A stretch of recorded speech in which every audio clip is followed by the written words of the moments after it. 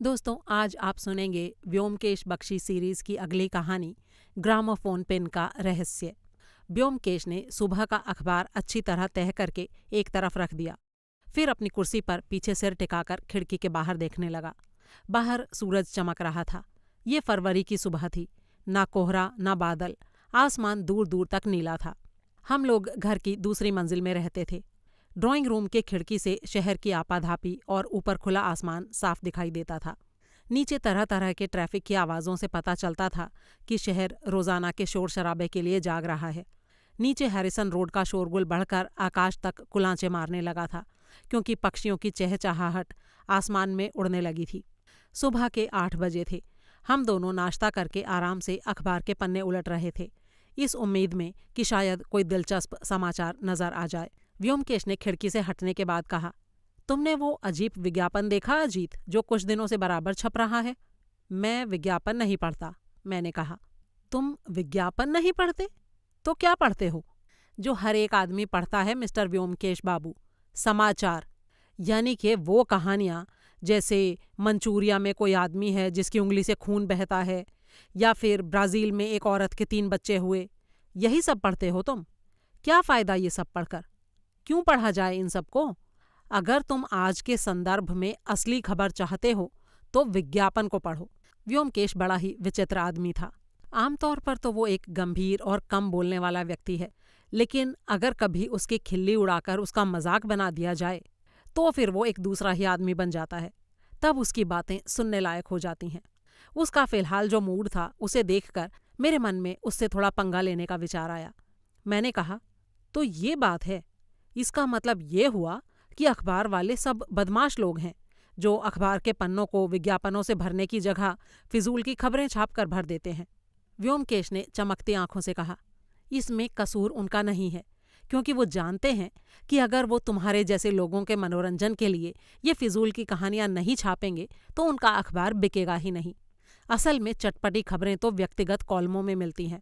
अगर तुम सभी तरह की महत्वपूर्ण खबरें चाहते हो, जैसे कि तुम्हारे इर्द गिर्द क्या हो रहा है, दिन दहाड़े कौन किसे लूटने की साजिश कर रहा है, स्मगलिंग जैसे गैर कानूनी काम को बढ़ाने के लिए कौन से नए हथकंडे अपनाए जा रहे हैं, तो तुम्हें व्यक्तिगत कॉलम के विज्ञापन पढ़ने चाहिए। रॉयटर्स ये सब खबरें नहीं भेजता। मैंने हंसकर जवाब दिया, अगर ऐसा है तो आज ही से केवल विज्ञापन ही पढ़ा करूंगा। लेकिन तुमने ये नहीं बताया कि तुम कौन से विचित्र विज्ञापन की बात कर रहे थे। उसने अखबार मेरी तरफ फेंकते हुए कहा, पढ़ लो, मैंने उस पर निशान लगा रखा है। मैंने पन्नों को पलटकर देखा। एक पेज पर लाल पेंसिल से निशान लगा हुआ था। विज्ञापन इस प्रकार था, शरीर में कांटा। यदि शरीर से कांटा निकलवाना चाहते हैं तो कृपया शनिवार को 5:30 बजे व्हाइट वे लेडलॉ के दक्षिण पश्चिमी कोने पर लगे बिजली के खंभे से कंधों को टिकाए खड़े रहें। मैंने उस विज्ञापन को कई बार पढ़ा, और जब मुझे उसका कोई सिर पैर समझ में नहीं आया तो मैंने पूछा, ये आदमी आखिर चाहता क्या है? चौराहे के लैंप पोस्ट से कंधा टिकाने पर क्या जादू से शरीर से कांटा निकल जाएगा? इसका मतलब क्या है आखिर? और ये शरीर का कांटा क्या बला है? व्योमकेश ने उत्तर दिया, ये तो अभी मुझे भी समझ नहीं आया है। अगर तुम पिछले अखबारों पर नज़र डालोगे तो देखोगे कि ये विज्ञापन हर शुक्रवार को बिना किसी नाम के ऐसे ही छप रहा है। मैंने सवाल किया, लेकिन इस खबर में संदेश क्या है व्योम? आमतौर पर किसी विज्ञापन को छपवाने का कोई ना कोई उद्देश्य होता है, लेकिन इस विज्ञापन से तो ऐसा कुछ नहीं लगता। व्योमकेश ने जवाब दिया, पहली नज़र में तो यही लगता है कि इसमें कोई संदेश नहीं है, ये कुछ भी नहीं है। लेकिन ये भला मानने वाली बात है? कोई भी व्यक्ति अपनी मेहनत की कमाई फिजूल के विज्ञापन पर खर्च क्यों करेगा? यदि ध्यान से पढ़ा जाए तो पहला संदेश तो बिल्कुल स्पष्ट है। विज्ञापनकर्ता ये नहीं बताना चाहता कि वो कौन है। विज्ञापन में कहीं कोई नाम नहीं है। अक्सर विज्ञापन ऐसे छपते हैं जिनके विज्ञापनकर्ता का नाम पता नहीं होता, लेकिन ये सब जानकारी अखबार के दफ्तर में मौजूद रहती है।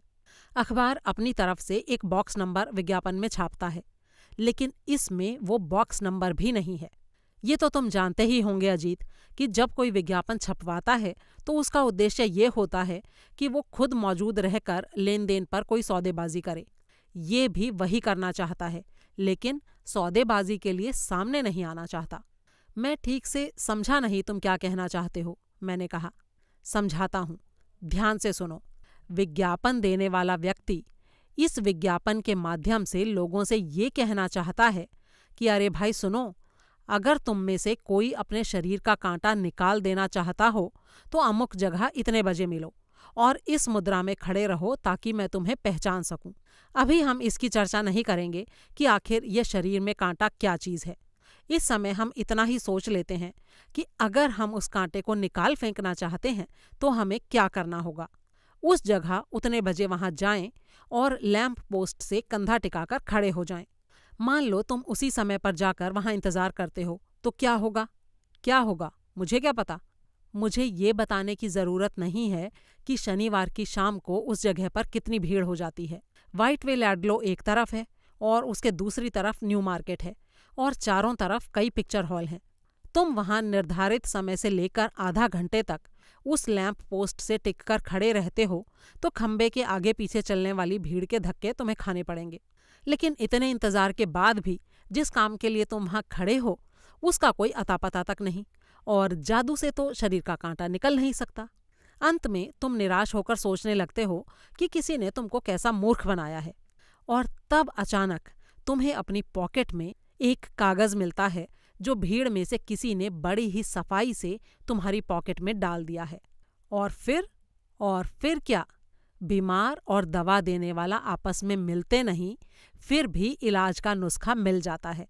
तुम्हारे और विज्ञापन देने वाले के बीच संपर्क कायम हो जाता है, लेकिन तुम्हें ये नहीं पता चलता कि वो कौन है और देखने में कैसा लगता है। मैं कुछ देर तक उसकी बात के बारे में सोचता रहा। फिर मैंने कहा, मान लो अगर मैं तुम्हारी इन बातों को सही भी मान लूं तो भी इससे साबित क्या होता है? सिर्फ इतना अजीत कि शरीर में कांटे का जो सरगना है वो हर कीमत पर अपनी पहचान को छुपाए रखना चाहता है, और जो व्यक्ति अपनी पहचान उजागर करने में हिचकिचाता हो तो ये बात तो साफ है कि वो कोई सीधा साधा या सही व्यक्ति तो हरगिज नहीं है। मैंने सिर हिलाते हुए कहा, ये सब तुम्हारा अनुमान है सिर्फ, इसका कोई सबूत नहीं है कि तुम जो भी कह रहे हो वो सही है। व्योमकेश फर्श पर चहलकदमी करते हुए बोला, सुनो, सही अनुमान ही सबसे बड़ा सबूत होता है। जिसे तुम जांच पर आधारित सबूत कहते हो, यदि तुम उसका बारीकी से अध्ययन करो तो तुम देखोगे कि वो अनुमानों की एक सीरीज के अलावा और कुछ नहीं है। इसी बीच एक गोरैया उड़कर हमारी खिड़की के दरवाजे पर बैठ गई। उसकी चोंच में एक छोटी सी टहनी थी। व्योमकेश चलते चलते अचानक रुक गया और गोरैया की तरफ इशारा करके बोला, क्या तुम बता सकते हो कि ये चिड़िया क्या करना चाहती है? मैंने चौंक कर कहा, क्या करना चाहती है का क्या मतलब? वो अपना घोंसला बनाने के लिए जगह ढूंढ रही है, और क्या? क्या तुम पूरे निश्चय के साथ ये बात कह सकते हो, बिना किसी संदेह के? हाँ, बिना किसी संदेह के कह सकता हूँ, मैंने कहा। व्योमकेश बड़े ही मजे से मुस्कुराते हुए बोला, तुमने ऐसा कैसे सोच लिया? तुम्हारे पास इसका क्या प्रमाण है? प्रमाण? वो उसके मुंह में जो पेड़ की टहनी है वही प्रमाण है। उसके मुंह में टहनी क्या निश्चित रूप से ये बताती है कि वो घोंसला ही बनाना चाहती है? मैं समझ गया कि मैं व्योमकेश के तर्कों के जाल में फंस गया हूँ। मैंने कहा, नहीं, लेकिन यानी कि अनुमान। ये तुम्हारा अनुमान है और वो अनुमान सही है। अब तुम लाइन पर आए ना, तो इतनी देर से क्यों मेरी बात नहीं मान रहे थे? तो तुम्हारे कहने का मतलब ये है व्योम कि जो अनुमान गोरैया के बारे में लगाया गया वो मनुष्य पर भी लागू होता है? हाँ, क्यों नहीं। अगर तुम मुंह में टहनी दबाकर किसी की दीवार पर चढ़कर बैठ जाओ तो क्या ये साबित हो जाएगा कि तुम घोंसला बनाना चाहते हो? बिल्कुल नहीं। इससे तो ये साबित होगा कि मैं बहुत ही ऊंचे दर्जे का उल्लू हूं। हाँ, उसके लिए भी कोई सबूत चाहिए क्या? व्योमकेश हंसने लगा। उसने कहा, तुम मुझे किसी भी तरह नाराज नहीं कर सकते। तुम्हें ये बात माननी ही पड़ेगी कि भले ही जांच पर आधारित प्रमाणों में गलती हो जाए, लेकिन तर्क पर आधारित अनुमान गलत नहीं हो सकता। मैं भी अपनी जिद पर अड़ गया और बोला, मैं इस विज्ञापन को लेकर तुम्हारे इन तरह तरह के अनुमानों पर यकीन करने के लिए कतई तैयार नहीं हूँ। ठीक है, कोई बात नहीं। कल शनिवार है, शाम को हमारे पास कोई काम नहीं है। मैं तुम्हें कल ही दिखा दूंगा कि मेरा अनुमान एकदम सही है। क्या करोगे तुम? मैंने पूछा। तभी सीढ़ियों पर किसी के चढ़ने की आवाज़ सुनाई दी और कुछ देर बाद हमारे दरवाजे पर दस्तक सुनाई दी। व्योमकेश ने जोर से कहा, भीतर आ जाइए, दरवाज़ा खुला है। अधेड़ आयु के एक भारी भरकम व्यक्ति ने दरवाज़ा खोलकर अंदर प्रवेश किया। उसके हाथ में मलाका बांस से बनी बेंत थी जिसकी मूठ पर चांदी चढ़ी हुई थी। वो बटनों वाला ऊन का काला कोट पहने था। नीचे बढ़िया प्लेटों वाली फाइन धोती झलक रही थी। गोरा चिट्टा क्लीन शेव्ड आदमी था वो। आगे के बाल उड़े हुए थे लेकिन देखने में खूबसूरत दिखाई देता था। 3 मंजिल सीढ़ियां चढ़ने से अंदर आते ही बोलने में उसे थोड़ी असुविधा हो रही थी। उसने अपनी जेब से रुमाल निकालकर चेहरा पोंछा और फिर बोला, आप दोनों में से जासूस व्योमकेश बाबू कौन है? व्योमकेश ने एक कुर्सी की तरफ इशारा करते हुए कहा, तशरीफ रखिए, मैं ही व्योमकेश बख्शी हूँ, लेकिन मुझे जासूस शब्द से चिढ़ है। मैं एक सत्यान्वेषी हूँ, सत्य को खोजने वाला। मैं देख रहा हूँ कि आप काफ़ी परेशान हैं। कुछ देर आराम कर लें, फिर मैं आपसे ग्रामोफोन पिन का रहस्य सुनूंगा। वो सज्जन बैठ गए और हैरानी से व्योमकेश को ताकने लगे। आश्चर्य में तो मैं भी था, क्योंकि मेरे भेजे में ये नहीं घुस पा रहा था कि व्योमकेश ने एक ही नज़र में उस सज्जन को उस कुख्यात ग्रामोफोन पिन की कहानी से कैसे जोड़ दिया। मैंने अभी तक व्योमकेश के कई अजूबे देखे थे, लेकिन ये तो किसी जादुई कारनामे से कम नहीं था। काफ़ी प्रयास करने के बाद उन सज्जन ने अपने विचारों पर नियंत्रण किया और फिर पूछ ही लिया, आप ये कैसे जान गए? व्योमकेश ने हंसते हुए उत्तर दिया, सिर्फ अनुमान लगाकर। पहला ये कि आप मध्यम आयु के हैं, दूसरा आप संपन्न व्यक्ति हैं, तीसरा आपको ये समस्या हाल ही में हुई है, और आखिरकार आप मेरे पास सहायता के लिए आए हैं। यहाँ ये बताना ज़रूरी है कि पिछले कुछ हफ्तों से शहर में थोड़ी अजीब घटनाएं घट रही थीं। अखबारों ने उन घटनाओं को ग्रामोफोन पिन का रहस्य के शीर्षक से छापना शुरू कर दिया था और उन घटनाओं की विस्तृत जानकारी पहले पेज की हेडलाइन के रूप में छाप रहे थे। अखबारों में इन खबरों के छपने से पान और चाय के अड्डों पर तरह तरह की आशंकाओं और अफवाहों का बाजार गर्म था। भय और आतंक से शायद ही कोई कलकत्तावासी रात के अंधेरे में घर से बाहर निकलता हो। घटना की शुरुआत इस प्रकार हुई थी। करीब 1.5 महीने पहले सुकिया स्ट्रीट के निवासी जयहरि सान्याल सुबह के समय कॉर्नवालिस रोड पर चल रहे थे। सड़क पार करने के लिए जैसे ही उन्होंने कदम उठाया, वो अचानक औंधे मुंह सड़क पर गिर गए। उस समय सड़क पर काफ़ी भीड़ थी। उन्हें सड़क से उठाकर एक तरफ लाया गया तो पता चला कि उनकी मृत्यु हो चुकी थी। उनकी एकाएक मृत्यु की जब खोजबीन की गई तो देखा गया कि उनके सीने पर खून की एक बूंद है, लेकिन आसपास किसी घाव का कोई निशान नहीं पाया गया। पुलिस ने इसे अननेचुरल डेथ घोषित कर दिया और लाश को हॉस्पिटल भेज दिया। पोस्टमार्टम में एक अजीब बात सामने आई, जिससे पता चला कि मौत ग्रामोफोन के छोटे से पिन से हुई है, क्योंकि वो पिन दिल के अंदर गड़ी हुई थी। अब ये पिन दिल के अंदर कैसे पहुंची? इस प्रश्न का जवाब हथियार विशेषज्ञों ने इस तरह से दिया था कि उसे किसी छोटी रिवॉल्वर या उसी प्रकार के किसी यंत्र से सीने के ठीक सामने बिल्कुल पास से मारा गया, जिससे पिन मरे हुए व्यक्ति की खाल और मांस से गुजरकर सीधा दिल में पहुंच गई और उसकी तुरंत ही मौत हो गई। अखबारों में ये सारा वृत्तांत पढ़कर काफ़ी शोरगुल मचा था। इसके बाद मरे हुए व्यक्ति की संक्षिप्त जीवनी भी छापी गई और अखबारों में ऐसी अटकलें भी छपीं कि ये वास्तव में हत्या ही थी या कुछ और। अगर हत्या थी तो इसे अंजाम कैसे दिया गया?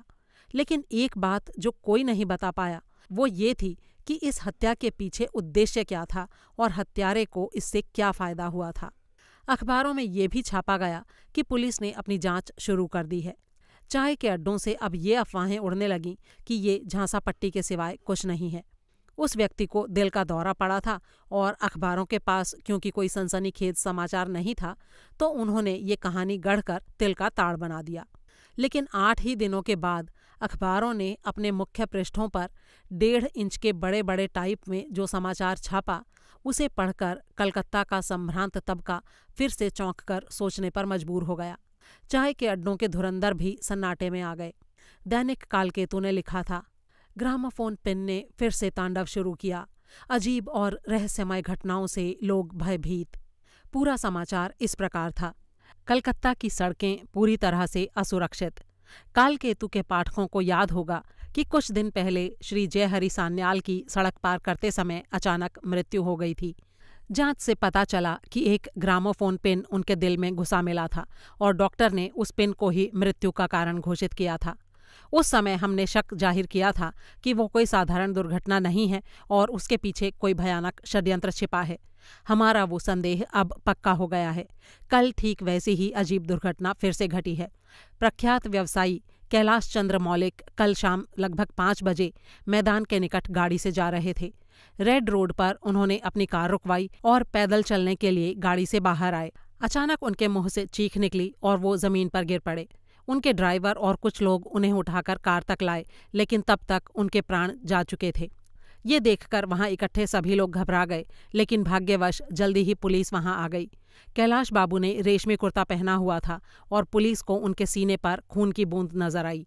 इस डर से कि कहीं ये अस्वाभाविक मृत्यु ना हो, पुलिस ने तुरंत लाश को अस्पताल भेज दिया।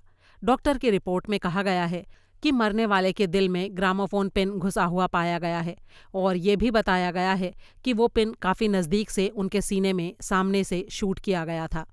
ये स्पष्ट है कि ये कोई अप्रत्याशित अपराध नहीं है और साथ ही ये भी कि जघन्य हत्यारों का कोई गिरोह शहर में आ गया है। ये कहना मुश्किल है कि ये लोग कौन हैं और कलकत्ता के इन जाने माने नागरिकों को मारने में उनका प्रयोजन क्या हो सकता है। लेकिन जो बात वास्तव में अनोखी है वो है उनकी हत्या का तरीका। इसके अलावा हथियार और उसका इस्तेमाल भी रहस्य के पर्दे में छिपा हुआ है। कैलाश बाबू बड़े ही उदार और मिलनसार सज्जन पुरुष थे। ये कल्पना भी नहीं की जा सकती कि उनके जैसे व्यक्ति का कोई अहित चाहता हो। मृत्यु के समय उनकी आयु सिर्फ 48 वर्ष थी। कैलाश बाबू विधुर थे और उनके बाद उनकी संपत्ति की स्वामी उनकी बेटी होगी। हम कैलाश बाबू की बेटी और दामाद के लिए गहन सहानुभूति प्रकट करते हैं, जो उनकी मौत से शोकाकुल हैं। पुलिस की जांच पड़ताल जारी है। फिलहाल शक की बिना पर कैलाश बाबू के ड्राइवर को हिरासत में ले लिया गया है। इस खबर के करीब 2 हफ्ते बाद तक अखबारों में काफ़ी उत्तेजना फैली रही। पुलिस जोर शोर से अपराधी की तलाश में व्यस्त रही, लेकिन हाथ पल्ले कुछ नहीं पड़ा। और फिर करीब 15 दिन बाद उस ग्रामोफोन पिन ने अपनी करामात फिर से दिखाई। इस बार का शिकार था कृष्ण दयाल लाह नाम का एक सूदखोर धनवान। वो धर्मतल्ला और वेलिंगटन स्ट्रीट के चौराहे पर सड़क पार करते समय सड़क पर ही गिर गया और फिर कभी नहीं उठा। इस बार मीडिया में ऐसा घमासान छिड़ा जिसने खबरों के परखच्चे उड़ा दिए। पुलिस की कार्यक्षमता और व्यर्थता पर तीखे प्रहार और तेज हो गए। पूरे कलकत्ता महानगर में जैसे आतंक छा गया। अड्डों में, चाय दुकानों में, होटलों में और घरों में इस विषय को छोड़कर जैसे और कोई विषय ही नहीं था बात करने के लिए। उसके कुछ ही दिन के बाद ऐसी ही 2 मौतें और हो गईं। सारा शहर दहशत से सकते में आ गया। कहना न होगा कि व्योमकेश भी गहन रूप से इस रहस्य पर अपना ध्यान लगाए हुए था। गलत काम करने वालों को पकड़ना उसका व्यवसाय था और इस क्षेत्र में उसने काफ़ी नाम भी अर्जित किया था। हम दोनों अपराध के सारे घटनास्थलों पर जाते और हरेक घटनास्थल को अलग अलग कोणों से जांचते। ये तो मैं नहीं कह सकता कि व्योम को इस जांच पड़ताल से कोई नया सुराग मिला या नहीं, लेकिन अगर मिला भी हो तो उसने मुझसे इस बारे में कोई चर्चा नहीं की। हाँ, इतना ज़रूर था कि वो अपनी नोटबुक में बड़ी मुस्तैदी से छोटी छोटी जानकारियों को दर्ज करता जा रहा था। शायद अपने मन के भीतर से उसे विश्वास था कि किसी दिन रहस्य की कोई टूटी हुई डोर उसके हाथ लग ही जाएगी। और इसीलिए आज जब वो टूटी डोर उसके हाथ के करीब आ गई तो मुझे एहसास हो गया कि शांत चेहरे के बावजूद भीतर से वो कितना परेशान और अशांत था। वो सज्जन कहने लगे, मैं यहाँ इसलिए आया था व्योमकेश बाबू, क्योंकि मैंने आपके बारे में सुना था और अब मैं देख रहा हूँ कि वो सब गलत नहीं था। आपने जो कुशलता अभी अभी दिखाई है उसे देखकर मुझे लगता है कि सिर्फ आप ही हैं जो मुझे बचा सकते हैं। पुलिस कुछ भी नहीं कर पाएगी, इसीलिए मैं उनके पास गया ही नहीं। जरा देखिए तो, कम से कम 5 हत्याएं दिन दहाड़े पुलिस की नाक के नीचे हो गईं, लेकिन क्या वो कुछ कर पाए? बिल्कुल नहीं। और आज तो मैं भी न जाने कैसे बच गया। व्योमकेश ने उनको सांत्वना देकर शांत करते हुए कहा, आप मुझ पर विश्वास कीजिए और शुरू से सारी बात विस्तारपूर्वक मुझे बताइए। उन सज्जन ने बताना शुरू किया, मेरा नाम आशुतोष मित्र है। मैं पास ही नेबुटोला में रहता हूँ। 18 साल की उम्र से ही मैं अपने बिजनेस में लगा हुआ हूँ। मुझे इस बात के लिए कभी समय ही नहीं मिला कि मैं अपने परिवार या शादी वगैरह के बारे में सोच पाऊँ। और फिर वैसे भी मुझे बच्चों का कोई शौक़ नहीं है, इसलिए मैं इन सब झंझटों से दूर ही रहा हूँ। मेरे शौक़ भी कुछ अलग ही हैं। कुछ चीज़ें मुझे बहुत पसंद हैं और कुछ से मुझे सख्त नफरत है, इसलिए मैं अकेला रहना ही पसंद करता हूँ। समय के साथ मेरी उम्र भी हो गई है। अगली जनवरी में मैं 50 का हो जाऊँगा। 2 साल पहले मैं अपने काम से रिटायर हो गया। मेरे पास मेरी बचत का करीब 1-1.5 लाख रुपया है, जिसका ब्याज मेरी ज़रूरतों को पूरा करने के लिए काफ़ी है। मुझे रहने के लिए भाड़ा भी नहीं देना पड़ता, क्योंकि मेरा अपना घर है। मुझे बस एक संगीत का ही शौक है। सब कुछ होते हुए मुझे अपनी ज़िंदगी से कोई शिकायत नहीं है। व्योमकेश ने सवाल किया, क्या कोई आपके ऊपर निर्भर भी है? जी नहीं, मेरा कोई भी संबंधी नहीं है और इसीलिए मेरे ऊपर कोई बोझ नहीं है। एक निठल्ला भांजा ज़रूर है जो पहले पैसा मांगने आया करता था, लेकिन वो शराबी और जुआरी है, इसलिए मैंने उसके घर में घुसने पर रोक लगा दी है। ये भांजा अब कहाँ है? व्योम ने पूछा। वो आजकल जेल में है। मारपीट और हाथापाई करने के जुर्म में उसे 2 महीने की कैद हुई है। जब से वो बेहुदा विनोद जेल गया है, तब से मेरा जीवन आराम से कट रहा था। मेरा कोई दोस्त नहीं है और मैंने जानबूझकर कभी किसी का नुकसान भी नहीं किया, इसलिए मुझे नहीं लगता कि कोई मेरा दुश्मन होगा। लेकिन कल तो अचानक मैं जैसे आसमान से गिरा। मैं सोच भी नहीं सकता था कि मेरे साथ भी ये काम हो सकता है। मैंने अखबारों में ग्रामोफोन पिन के बारे में पढ़ा ज़रूर था, लेकिन मुझे उन बातों पर यकीन नहीं होता था। मुझे लगता था ये सब मनगढ़ंत कहानियां हैं, लेकिन मैं कितना गलत था। हुआ यूं कि कल शाम को मैं रोज़ाना की तरह घूमने निकला। जोड़ा सांकों के पास एक संगीत संगोष्ठी है, जहां मैं शाम का समय गुजारता हूं और रात में 9 बजे के आसपास वापस आता हूं। आमतौर पर मैं पैदल ही जाता हूं। कल रात को लौटते समय जब मैं हैरिसन रोड और एमहर्स्ट स्ट्रीट के चौराहे पर पहुंचा, उस समय वहां की घड़ी 9:15 बजा रही थी। उस समय भी सड़कों पर काफ़ी भीड़ थी। मैं सड़क के बीच में पहुंचा ही था कि अचानक मैंने अपने सीने पर एक झटका सा महसूस किया। मुझे ऐसा लगा जैसे किसी ने मेरे दिल के ऊपर की हड्डियों के पास, जहां मैं अपनी ब्रेस्ट पॉकेट में अपनी घड़ी रखता हूं, कुछ ठोक दिया है। साथ ही मुझे थोड़ा दर्द भी हुआ, जैसे किसी ने दिल में कांटा चुभा दिया हो। मैं गिरते गिरते बचा और किसी तरह से अपना बैलेंस बनाए रखने में सफल हुआ। धीरे धीरे मैंने सड़क पार की और मुझे चक्कर आने लगे और मैं समझ नहीं पाया कि हुआ क्या। जब मैंने अपनी ब्रेस्ट पॉकेट से घड़ी निकालकर देखी तो उसका शीशा पूरी तरह से टूट चुका था और वो ठप हो गई थी। एक ग्रामोफोन पिन उसमें घुसा हुआ था। इतना कहते कहते आशुतोष बाबू पसीने से तरबतर हो गए थे। फिर उन्होंने कांपते हाथों से वो घड़ी जेब से निकाली और सामने रख दी। ये रही वो घड़ी। व्योमकेश ने घड़ी का अच्छी तरह से मुआयना किया। ये गन मेटल की बनी थी। ऊपर का शीशा नदारद था। घड़ी में समय था 9:30 बजे और एक ग्रामोफोन पिन घड़ी के बीचों बीच घुसा हुआ था। उसे अच्छी तरह से देखकर व्योम ने उसे टेबल पर रख दिया और फिर कहा, अच्छा फिर क्या हुआ? भगवान ही जानता है व्योमकेश बाबू कि उसके बाद मैं घर कैसे पहुंचा। तनाव और परेशानी में मैं सारी रात सो नहीं पाया। ये घड़ी मेरे लिए वरदान ही बन गई, वरना तो अब तक मेरी लाश किसी हॉस्पिटल में पड़ी होती। पूरी रात मैं यही सोचता रहा कि क्या करूं, किसके पास जाऊं, अपने आप को कैसे बचाऊं। फिर मुझे आपका नाम सूझा। मैंने आपकी क्षमताओं के बारे में बहुत सुना था और इसीलिए मैं सुबह होते ही आपके पास चला आया। मैं एक बंद टैक्सी में आया हूँ। पैदल चलने की तो मेरी हिम्मत ही नहीं हुई, क्योंकि कहीं फिर से। व्योमकेश खड़ा होकर आशुतोष बाबू के पास गया और उनके कंधे पर हाथ रखकर दिलासा देते हुए बोला, आप अब आराम से रहिए। मैं आपको यकीन दिलाता हूँ कि आपका अब कोई बाल बांका भी नहीं कर पाएगा। अगर आप मेरी सलाह पर अमल करते हैं तो आपके जीवन को कोई खतरा नहीं होगा। अगर वाकई ऐसा हो सकता है तो मैं आपको 1,000 रुपये का पुरस्कार दूंगा। बस आप मेरी जान बचा लीजिए। ये तो आपकी उदारता है, व्योम ने मुस्कुराते हुए कहा। इसे मिलाकर कुल 3,000 रुपये हो जाते हैं, क्योंकि 2,000 रुपये के इनाम की घोषणा सरकार भी कर चुकी है। लेकिन ये सब बातें बाद में करेंगे। पहले मेरे कुछ प्रश्नों का उत्तर दीजिए। कल जब आपके ऊपर हमला हुआ, उस समय आपने कोई आवाज़ सुनी थी? किस तरह की आवाज़? कोई भी आवाज़, जैसे कार के टायर फटने की आवाज़? जी नहीं। कोई और आवाज़ या ध्वनि? जी नहीं, ऐसा तो कुछ भी नहीं सुना मैंने। ध्यान से सोचकर बताइए। काफ़ी देर सोचने के बाद आशु बाबू ने कहा, मैंने वो सारी आवाज़ें सुनी थीं जो अक्सर भीड़ भरी सड़कों पर होती हैं, जैसे कारों, ट्रामों, रिक्शों की आवाज़ें। और जहाँ तक मुझे याद आ रहा है, मुझे झटका लगने के समय मैंने साइकिल की घंटी की आवाज़ सुनी थी। इनके अलावा कोई और अजीब आवाज़? जी नहीं। अच्छा ये बताइए, क्या आपके कोई ऐसे दुश्मन हैं जो ये चाहते हों कि आपकी मौत हो जाए? जहाँ तक मेरी जानकारी में है, मैं तो ऐसे किसी आदमी को नहीं जानता। आपने शादी नहीं की है, इसलिए आपके बच्चे तो हैं नहीं। तो मेरे ख्याल से आपका जो वो भांजा है वही आपका वारिस है। आशू बाबू पहले दुविधा में थोड़ा हिचकिचाए, फिर बोले, जी नहीं। क्या आपने अपनी वसीयत लिख दी है? जी हाँ। कौन है आपका वारिस?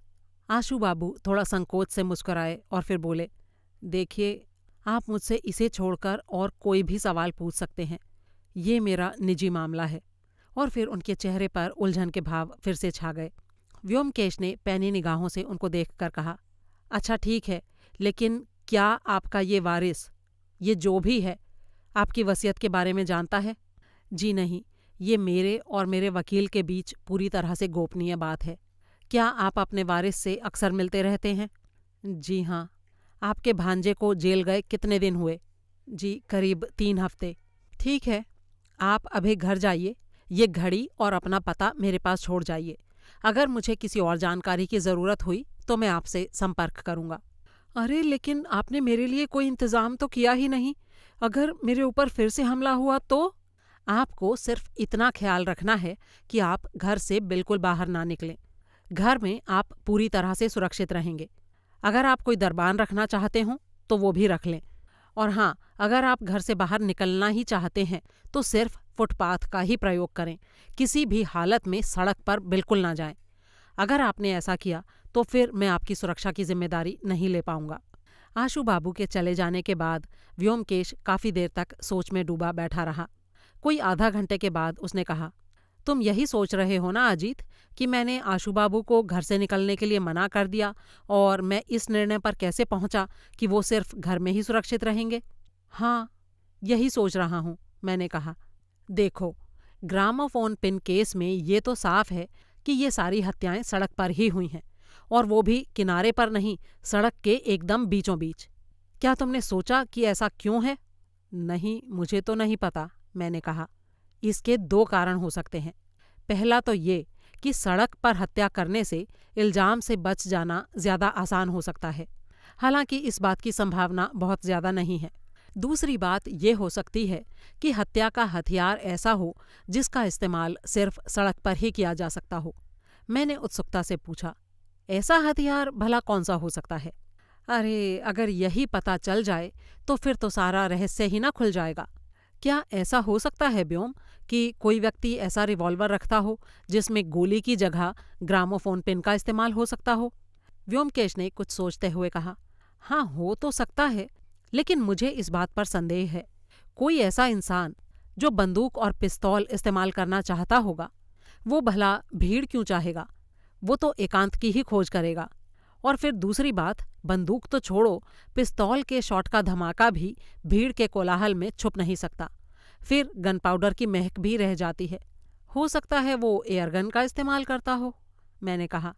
वाह, क्या बढ़िया आइडिया है।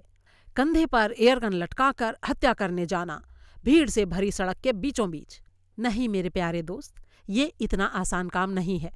यहाँ सोचने की बात यह है कि जो भी हथियार होगा वो धमाका तो करेगा ही, तब उस धमाके को छुपाया कैसे जा सकता है? मैंने जवाब दिया, तुम अभी अभी क्या कह रहे थे कि एक धमाका दूसरे को छुपा सकता है?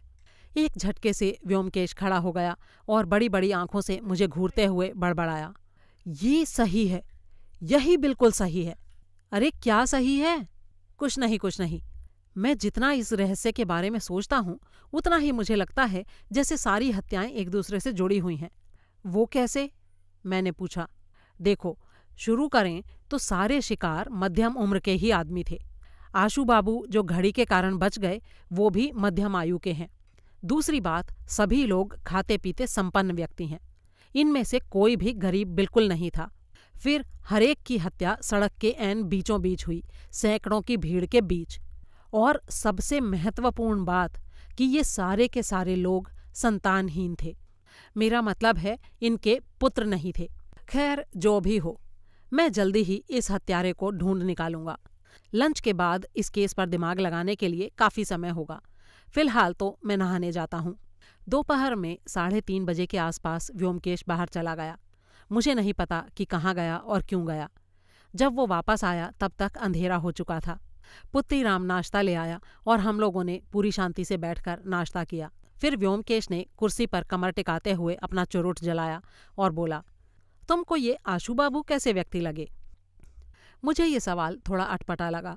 मैंने कहा, ऐसा क्यों पूछ रहे हो? मेरे ख्याल से वो सज्जन काफ़ी सहज और मिलनसार आदमी है। और उनका नैतिक चरित्र? देखो, जिस तरह से उन्होंने अपने शराबी भांजे के बारे में अपनी नफरत दिखाई, उससे तो मैं यही कहूँगा कि वो एक सीधे और सच्चे इंसान हैं। और वैसे भी उनकी उम्र काफ़ी हो गई है, उन्होंने ब्याह भी नहीं किया। हो सकता है जवानी में कोई प्यार व्यार की हरकतें की हों, लेकिन अब उन चीज़ों के लिए उनकी उम्र नहीं रही। व्योमकेश हंसते हुए बोला, जोड़ा सांकों के जिस घर में आशू बाबू रोज शाम को संगीत सुनने जाते हैं, वो एक स्त्री का घर है। दरअसल ये कहना कि वो उस औरत का घर है गलत होगा, क्योंकि उसका भाड़ा आशू बाबू भरते हैं।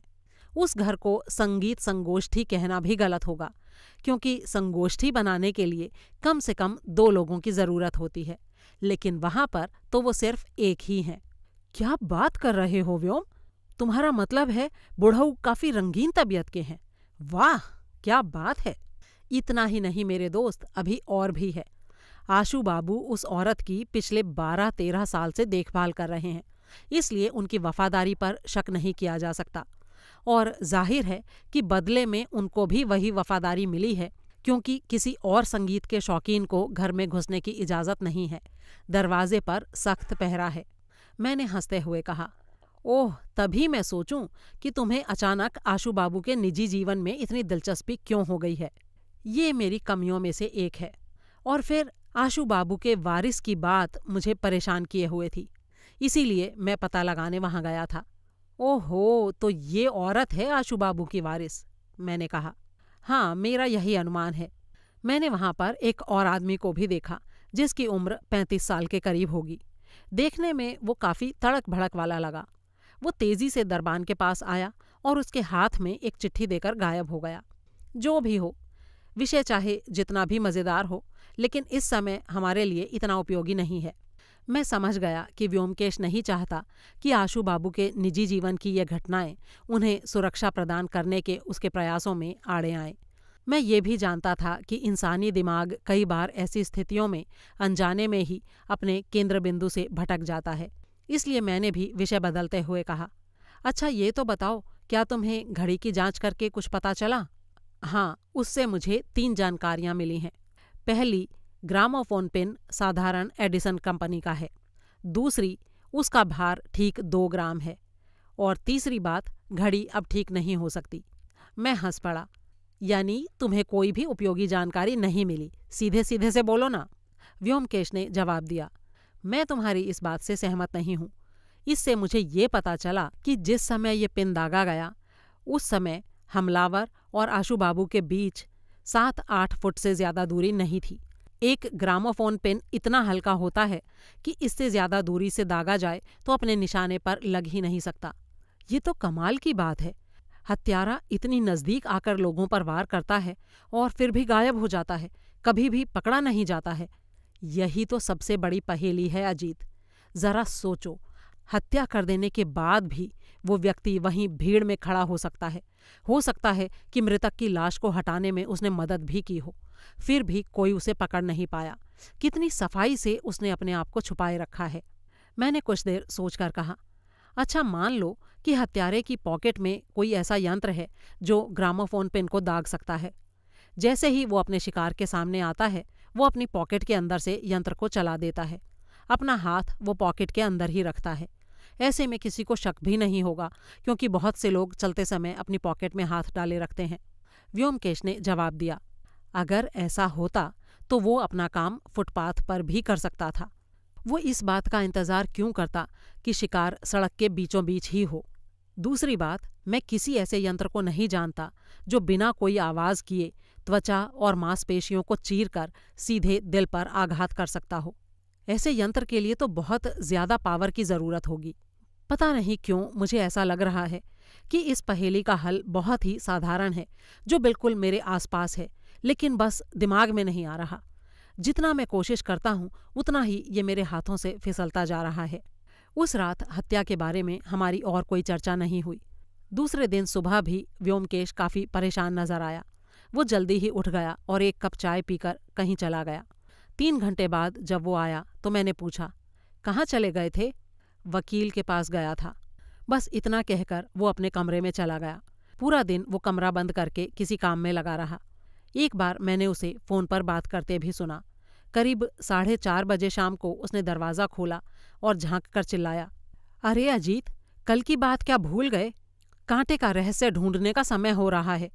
जल्दी आओ, तुम्हारी ड्रेसिंग कर दूं। आखिर हम ऐसे ही तो नहीं जा सकते ना? मुझे कुछ समझ में नहीं आया।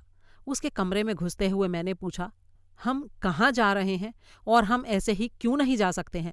व्योमकेश ने एक लकड़ी की अलमारी खोलकर उसमें से टिन का एक बॉक्स निकाला। उसमें से उसने क्रेप का टुकड़ा, छोटी कैंची, गोंद वगैरह कुछ चीज़ें निकालकर बाहर रख दीं और मेरे गाल पर स्पिरिट और गोंद लगाते हुए बोला, देखो भाई, लोगों में ये कोई अनजानी बात तो रह नहीं गई है कि श्रीमान अजीत बंद्योपाध्याय व्योमकेश बख्शी के परम मित्र हैं। बस इसीलिए थोड़ी सी सावधानी रखना जरूरी है। करीब 1.25 घंटे तक वो मेरे चेहरे पर कुछ काम करता रहा। जब उसका काम पूरा हो गया तो मैंने शीशे में जाकर देखा और मैं बुरी तरह से चौंक पड़ा। ओरे बाबा, अजीत ने तो मूंछ या फ्रेंच कट दाढ़ी कभी भी नहीं रखी। जो व्यक्ति शीशे में मुझे नजर आ रहा था उसकी आयु मुझसे करीब 10 साल अधिक रही होगी। उसके गालों पर झाइयाँ थी और रंग भी कुछ दबा हुआ था। मैंने थोड़ा डरते हुए पूछा, अगर पुलिस ने हमें धर लिया तो? अरे डरते क्यों हो? काबिल से काबिल पुलिस वाला भी तुमको पहचान नहीं पाएगा कि तुमने भेष बदला हुआ है। अगर यकीन ना हो तो नीचे सड़क पर जाओ और अपनी जान पहचान के किसी भी आदमी से पूछ कर देखो कि अजीत कहाँ पर है। मैं और भी बुरी तरह से डर गया। नहीं भाई, इसकी ज़रूरत नहीं है, मैं जैसा हूँ वैसे ही चला जाऊँगा। जब मैं चलने के लिए तैयार हो गया तो व्योमकेश ने कहा, तुम्हें पता भी है तुम्हें क्या करना है? बस लौटते समय सावधान रहना, हो सकता है तुम्हारा पीछा किया जाए। और ये कोशिश करना कि काम पूरा करके जल्दी से जल्दी घर लौट आओ। घर से बाहर निकलते समय पहले तो मैं घबराता रहा, लेकिन जब मैंने देखा कि मेरे बदले हुए भेष से कोई भी आकर्षित नहीं हो रहा है तो मैं सहज हो गया और मेरा आत्मविश्वास लौट आया। सड़क के कोने में पान की दुकान से मैं पान खाया करता हूँ। पान वाला पश्चिम की तरफ का है और मुझे देखकर हमेशा अभिवादन करके पान बना देता है। मैंने उसकी दुकान पर जाकर पान मांगा। उसने पान बनाकर मुझे दिया। मेरे पैसे देने पर उसने एक सरसरी नज़र से देखा और पैसे ले लिए। 5 बज गए थे और अब ज़्यादा समय नहीं बचा था। मैं ट्राम पकड़कर एस्प्लेनेड में उतरा और निर्धारित जगह की तरफ बढ़ने लगा। हालांकि ये कोई रोमांटिक मुलाकात नहीं थी और ना ही मेरे मन में कोई रूमानी सपने थे, लेकिन फिर भी एक तरह की उत्तेजना का एहसास मुझे हो रहा था। जल्दी ही ये उत्तेजना गायब हो गई। भीड़ के रेले में खंभे की तरह एक ही जगह पर जमे रहना कोई मामूली काम तो था नहीं। अब तक न जाने कितने लोगों की कोहनी और घुटने टकरा चुके थे और मैं कुछ भी नहीं कर पा रहा था। लैंप पोस्ट पर टिककर यूं ही खड़े रहने पर एक और भी डर पैदा हो गया, क्योंकि सड़क के उस पार क्रॉसिंग पर खड़ा सार्जेंट कई बार मुझे घूर चुका था। अगर वो मेरे पास आए और पूछे कि मैं यहाँ क्या कर रहा हूँ, तो ऐसे में उसकी नज़रों से बचने के लिए मैंने सामने वाइट वे लैडलॉज के सजावटी शोरूम पर अपनी नज़रें गड़ा दीं, जैसे मैं उनमें रखी सुंदर चीज़ों को निहार रहा हूँ। मैंने सोचा कि पॉकेट मार समझकर पकड़े जाने से तो अच्छा है कि शहर देखने आया एक मूर्ख और गंवार बनकर खड़ा रहूं। मैंने अपनी घड़ी देखी।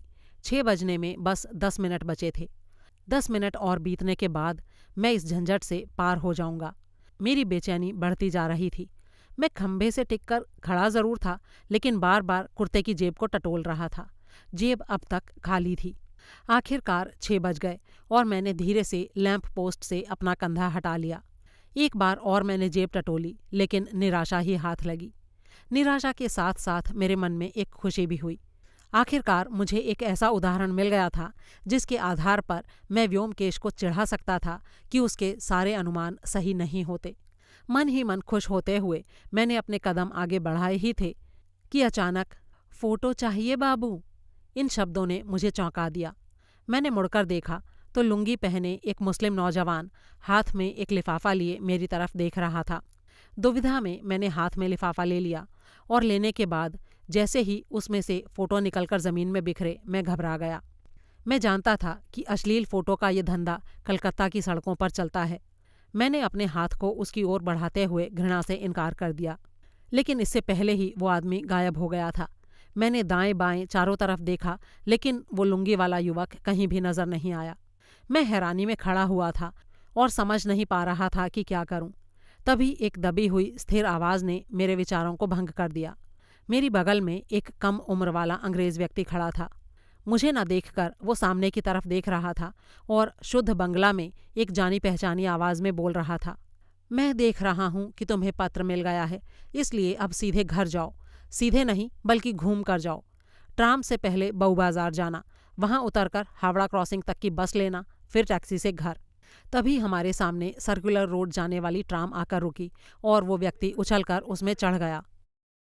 आधे कलकत्ता का चक्कर लगाने के बाद जब मैं थका हारा घर पहुंचा तो देखा कि व्योमकेश आराम कुर्सी पर पैर फैलाए चुरुट पी रहा है। मैंने कुर्सी खींचकर बैठते हुए पूछा, तो साहब कब लौटे आप? करीब 20 मिनट हो गए। तुमने मेरा पीछा क्यों किया? इसलिए कि मैं कुछ ही मिनटों के लिए चूक गया था। जब तुम लैंप पोस्ट पर कंधा टिकाकर खड़े थे, उस समय मैं लैडला के अंदर रेशमी मोजे देख रहा था और कांच की पारदर्शी दीवारों से तुम्हारे ऊपर नजर रखे हुए था। उस समय शरीर में कांटे का सरगना तुम्हें देखकर हिम्मत बंधा रहा था। उसका भी कारण था, क्योंकि तुम हड़बड़ी में बार बार अपनी पॉकेट को चेक कर रहे थे, इसलिए वो रुक कर चांस ले रहा था। मुझे स्टोर से बाहर आने में कुछ मिनट ही लगे होंगे, लेकिन तब तक तुम वहां से हट गए थे और पत्रवाहक को तुम्हें लिफाफा देने के लिए पर्याप्त समय मिल गया। जब तुम कुछ दूरी पर मुझे मिले तो तुम हाथ में लिफाफा लिए हुए भौंचक के खड़े थे। तुम्हें वो लिफाफा कैसे मिला? जब मैंने सारी बात व्योम को बताई तो उसने पूछा, तुमने ठीक से उस आदमी को देखा था? क्या तुम उसका चेहरा याद कर सकते हो? नहीं, ज्यादा तो याद नहीं, पर हाँ इतना याद है कि उसकी नाक के पास एक बड़ा मस्सा था। अरे वो तो जाली था, असली नहीं था। ठीक वैसे ही जैसे तुम्हारी दाढ़ी और मूंछें नकली हैं। खैर जो भी है, लाओ देखूं तो सही वो पत्र क्या है। तब तक तुम अपना मेकअप उतार आओ। जब मैं अपना मेकअप साफ करके वापस आया तो देखा कि व्योमकेश का व्यवहार एकदम बदल गया था। वो उत्तेजना में दोनों हाथ पीछे किए तेज कदमों से चहलकदमी कर रहा था। उसके चेहरे पर एक चमक थी। क्या है उस पत्र में? क्या तुम्हें कोई क्लू मिल गया है? बड़े ही उल्लास से व्योमकेश ने मेरी पीठ ठोंकते हुए कहा, एक बात बताओ अजीत, क्या तुमने हावड़ा ब्रिज को तब देखा है जब वो जहाज के आने पर खुलता है? मेरा दिमाग भी ठीक वैसा था। दो छोर दो तरफ से आकर मिलते हैं, लेकिन एक छोटा संकरा भाग खाली रह जाता है छोटे से पुल के लिए। आज वो भाग भी भर गया है। लेकिन कैसे? उस चिट्ठी में आखिर है क्या? व्योमकेश ने वो कागज मेरे हाथ में पकड़ा दिया। मैंने तब भी देखा था कि लिफाफे में उन अश्लील चित्रों के अलावा भी एक कागज था, लेकिन मैं उसे पढ़ नहीं पाया था। अब मैं उसे पढ़ रहा हूँ। बड़े बड़े अक्षरों में स्पष्ट रूप से लिखा गया था, तुम्हारे शरीर का कांटा कौन है, उसका नाम और पता क्या है। तुम जो चाहते हो उसे एक कागज पर स्पष्ट अक्षरों में लिख दो, कुछ भी ना छिपाओ। अपना नाम लिखने की जरूरत नहीं है। कागज को लिफाफे में सील बंद करके रविवार 10 मार्च की आधी रात को खिदिरपुर रेसकोर्स पहुंचो और रेसकोर्स से सटी सड़क पर पश्चिम की ओर चलना शुरू करो। तुम्हें दूसरी ओर से एक साइकिल सवार आता दिखाई देगा। तुम्हारी पहचान के लिए उसने धूप का चश्मा पहना होगा। जैसे ही तुम उसे देखो, अपने हाथ में लिफाफे को दिखाते हुए आगे बढ़ते जाओ। वो साइकिल सवार तुम्हारे हाथ से लिफाफा ले लेगा और फिर समय आने पर तुमसे संपर्क किया जाएगा। कृपया अकेले और पैदल चलकर ही आना। यदि तुम्हारे साथ किसी और को देखा गया तो हमारी मीटिंग रद्द कर दी जाएगी। मैंने बड़े ही सावधानी से इसे 2-3 बार पढ़ा। इसमें कोई संदेह नहीं कि ये सब बहुत ही विचित्र और उतना ही रोमांचक भी था।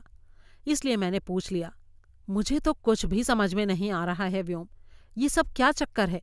जो इतना स्पष्ट दिखाई दे रहा है वो भी तुम्हें नहीं दिखता। अब सूरदास जी को कैसे दिखाया जाए? इसके आगे भी व्योम कुछ कह रहा था कि तभी अचानक सीढ़ियों पर किसी के चढ़ने की आवाज़ सुनाई दी। उसने फुर्ती से कहा, ये आशू बाबू हैं, उन्हें कुछ बताने की ज़रूरत नहीं है।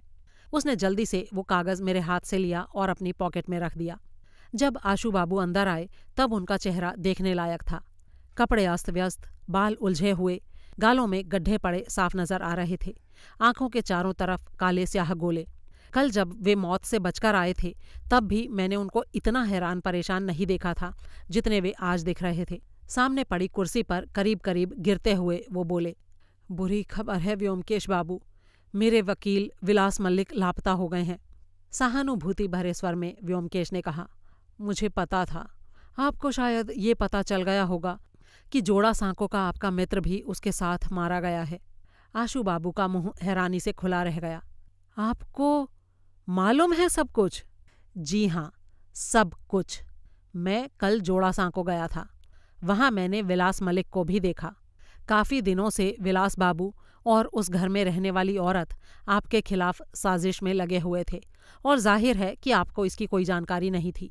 आपकी वसीयत लिखने के बाद विलास बाबू आपके वारिस से मिलने गए थे। शुरू में तो शायद ये उनकी सिर्फ उत्सुकता रही हो, लेकिन बाद में तो आप समझ ही सकते हैं। वे दोनों कई सालों से सही मौके की तलाश कर रहे थे। लेकिन मैं आपको बता दूं आशु बाबू कि आप हिम्मत ना हारें। एक दगाबाज औरत और धोखेबाज वकील के चंगुल से अब आप पूरी तरह आज़ाद हो गए हैं। आपके जीवन को अब कोई खतरा नहीं है और आप सड़क के बीचों बीच बिना किसी डर के चल सकते हैं। मैं आपका मतलब नहीं समझा व्योमकेश बाबू। मेरा मतलब एकदम साफ है। जिस संदेह से आप घिरे रहते थे और उसे बताने की हिम्मत नहीं जुटा पाते थे, वो एक सच्चाई थी। उन दोनों ने आपकी हत्या का षड्यंत्र रचा था, लेकिन अपने हाथों से नहीं। इस शहर में एक आदमी रहता है, कोई नहीं जानता कि वो कौन है या कैसा दिखता है, लेकिन उसके जालिम हथियार ने अब तक बड़ी खामोशी से 5 सीधे साधे मासूम लोगों को इस धरती से साफ कर दिया है। अगर आपकी किस्मत ने साथ ना दिया होता तो आप भी उन्हीं के कदमों पर चलकर अपनी जान खो चुके होते। कई मिनटों तक आशु बाबू अपने हाथों में चेहरा छिपाए बैठे रहे। फिर उन्होंने उदास स्वर में बोलना शुरू किया। अब इस बुढ़ापे में मैं अपने पापों की सज़ा भोग रहा हूँ। किसी और को दोषी कैसे ठहराऊँ? 38 साल तक मेरे चरित्र पर कोई दाग नहीं था। फिर एकाएक मेरा पैर फिसल गया। उस सुंदरी को देखकर मेरा माथा घूम गया। शादी से मेरा शुरू से ही लगाव नहीं रहा, लेकिन पता नहीं क्यों मैं उसे देखते ही उससे शादी करने के लिए पागल सा हो गया। फिर मुझे एक दिन पता चला कि वो एक नाचने वाली की बेटी है, इसलिए शादी तो नहीं हो सकती थी, लेकिन मैं उसे छोड़ना भी नहीं चाहता था। मैं उसे ले आया और उसके लिए किराए पर मकान ले दिया। उसके बाद आज तक यानी 12 सालों से मैं उसकी देखभाल पत्नी की तरह करता रहा हूँ। ये तो आप जान ही गए हैं कि मैंने अपनी सारी संपत्ति उसके नाम लिख दी और इसी भ्रम में रहा कि वो भी पति की तरह मुझे प्यार करती है। मुझे इस बात पर कभी कोई संदेह नहीं हुआ। मैं इस सच्चाई को समझ ही नहीं पाया कि पाप से जन्मी औरत में निष्ठा या वफादारी हो ही नहीं सकती। बुढ़ापे में मिले इस सबक का लाभ अब तो दूसरे जन्म में ही ले पाऊंगा। क्या आपको पता है कि ये दोनों कहाँ गए हैं? जी नहीं, और ये जानने का कोई लाभ भी नहीं है। आप उन दोनों के पीछे उस रास्ते पर जा भी नहीं सकते जहाँ उनका भाग्य उन्हें खींचकर ले जा रहा है। आपका काम समाज की दृष्टि में हो सकता है निंदनीय हो, लेकिन यकीन मानिए मेरी नज़रों में आप हमेशा सम्मानित ही रहेंगे। आपका हृदय कीचड़ और दलदल से निकलकर अब फिर से सही स्थान पर आ गया है। आपने अपनी ईमानदारी फिर से पाली है और यही योग्यता तारीफ के लायक है। फिलहाल आपको बड़ा गहरा सदमा लगा है, और भला कौन होगा जिसको इतना बड़ा धोखा खाकर भी सदमा नहीं लगेगा। लेकिन धीरे धीरे आप समझ जाएंगे कि इससे बढ़िया भाग्य आपको नहीं मिलने वाला था। भावनाओं में डूबी आवाज़ में आशु बाबू ने कहा, आप उम्र में मुझसे छोटे हैं व्योमकेश बाबू, लेकिन जो दिलासा और भरोसा आपने मुझे दिया है वो मेरी उम्मीदों से कहीं ज़्यादा है। मैं जीवन भर आपका ये एहसान चुका नहीं पाऊंगा। आशु बाबू के चले जाने के बाद मैंने व्योमकेश से सिर्फ एक सवाल पूछा, तुम्हें ये कब पता चला कि वो औरत और विलास बाबू आशु बाबू की हत्या करना चाहते हैं? कल शाम को। तो तुमने उसे भागने से पहले पकड़ा क्यों नहीं? क्योंकि उससे कोई फायदा नहीं होने वाला था। उनका अपराध किसी भी अदालत में साबित नहीं किया जा सकता था। अरे लेकिन उनको पकड़ने से ग्रामोफोन पिन रहस्य के हत्यारे का तो पता लग सकता था। अगर ये संभव होता तो मैं निजी तौर पर उनको भाग जाने में मदद नहीं करता। व्योमकेश ने मुस्कुराते हुए कहा, क्या तुमने उनको भागने में मदद की है? हाँ, की है, क्योंकि आशु बाबू उनके शिकार होने से बच गए थे। फिर वे दोनों तो भागने की योजना बना ही चुके थे। मैं आज सुबह विलास बाबू के घर गया था और बातों ही बातों में मैंने उनको बता दिया कि मैं पहले ही बहुत कुछ जान चुका हूँ। अगर वो तुरंत भाग नहीं गए तो उनको जेल जाना पड़ सकता है। विलास बाबू काफ़ी बुद्धिमान व्यक्ति हैं। उन्होंने देर नहीं की और शाम को ही अपनी साथिन के साथ ट्रेन पकड़ ली। लेकिन उनके भागने से तुम्हें क्या फायदा हुआ? ज्यादा फायदा तो नहीं हुआ, लेकिन उनकी इस घटिया योजना के चक्र में मैंने एक छोटा सा तार जरूर घुसा दिया है। विलास बाबू खाली हाथ तो जाने वाले हैं नहीं। वो अपने साथ अपने सारे मुवक्किलों का पैसा भी ले गए हैं। अब तक मेरे ख्याल से पुलिस ने उनको बर्दवान में पकड़ लिया होगा, क्योंकि पुलिस को इसके बारे में पहले से ही सूचना मिल चुकी थी। जो भी हो, वो कम से कम 2 साल की जेल से तो बच ही नहीं पाएंगे। उनकी सही सज़ा तो उम्र कैद होनी चाहिए, लेकिन फिलहाल परिस्थितियों में ये संभव नहीं है, तो 2 साल की कैद तो उन्हें होगी ही। दूसरे दिन सुबह एक अजनबी हमारे यहाँ आया। मैंने चाय पीकर अखबार खोला ही था कि दरवाजे पर दस्तक सुनाई दी। व्योमकेश ने सतर्क होते हुए कहा, कौन है? कृपया अंदर आ जाएं। शालीन कपड़े पहने एक 30-32 साल का युवक अंदर दाखिल हुआ। उसे देखने से लगता था कि वो जरूर एथलीट होगा। मुस्कुराते हुए उसने हमारा अभिवादन किया और बोला, आशा है सुबह सुबह आने से आप लोगों को कोई असुविधा नहीं होगी। मेरा नाम प्रफुल्ल रॉय है और मैं बीमा एजेंट हूँ, लेकिन फ़िलहाल मैं किसी और कारण से यहाँ आया हूँ। जहाँ तक मुझे मालूम है, आप प्रसिद्ध डिटेक्टिव व्योमकेश बाबू हैं और मैं आपके पास एक निजी मामले में राय लेने के लिए आया हूँ, अगर आपको कोई आपत्ति ना हो तो। व्योमकेश के चेहरे पर उलझन की एक रेखा उभर आई। लेकिन परामर्श से पहले एडवांस भी देना होता है जनाब। प्रफुल्ल रॉय ने तुरंत अपने बटुए से 10 रुपये का नोट निकालकर मेज़ पर रख दिया और फिर बोला, मैं जो आपसे कहना चाहता हूँ वो एकदम निजी तो नहीं है, लेकिन... इतना कहकर उसने प्रश्नवाचक निगाहों से मेरी तरफ देखा। व्योमकेश ने सख्त स्वर में कहा, ये मेरे सहयोगी और मित्र हैं। आप जो भी कहना चाहते हैं इनके सामने कह सकते हैं। ओह, माफ़ कीजिएगा, अब मुझे याद आया कि ये आपके दोस्त अजीत बाबू हैं। तो सर, जैसा कि मैंने आपको बताया कि मैं बीमा एजेंट हूँ और बम्बई की कंपनी ज्यूल इंश्योरेंस का काम करता हूँ। मैंने कंपनी को 10 से 12 लाख रुपए का फ़ायदा पहुँचवाया है। इसके पुरस्कार स्वरूप कंपनी ने मुझे कलकत्ता में अपने ऑफिस में मैनेजर के रूप में भेजा है। पिछले 8 महीनों से मैं इस शहर में स्थायी रूप से रह रहा हूँ। कुछ महीने तो मेरे काम में अच्छी तरह बीते, फिर अचानक एक समस्या पैदा हो गई।